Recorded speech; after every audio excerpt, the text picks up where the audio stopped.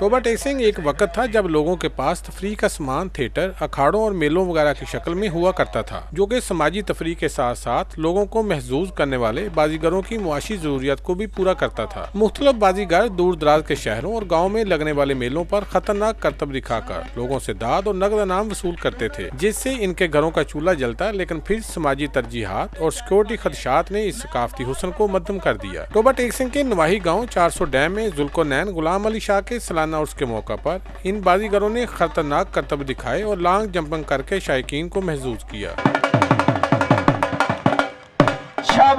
डोल की थाप पर ये खतरनाक करतब दिखाने वाले बाजीगर न सिर्फ अपनी जान जोखिम में डालते हैं, बल्कि ये लोगों में मुस्कुराहट बखेरने के लिए किसी भी हद तक जाने से गुरेज नहीं करते। इस मौका पर मैजिक मास्टर ने अपने फन के जौहर दिखाए तो नौजवान ने भारी लक्कड़ और नन्हे बच्चे को कंधों पर उठाकर अपनी ताकत का मुजाहरा किया। मेले में बेहतरीन कारकर्दगी दिखाने वाले बाजीगरों को नगद इनामात से नवाजा गया। कैमरा मैन रशीद अंजम के साथ सुल्तान महमूद, टोबा टेक सिंह।